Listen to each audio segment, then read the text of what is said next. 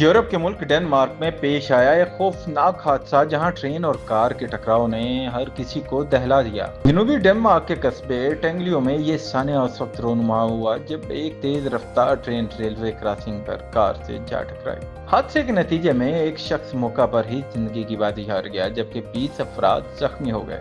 زخمی افراد کو ایمبولینس کے ذریعے اسپتال منتقل کیا گیا۔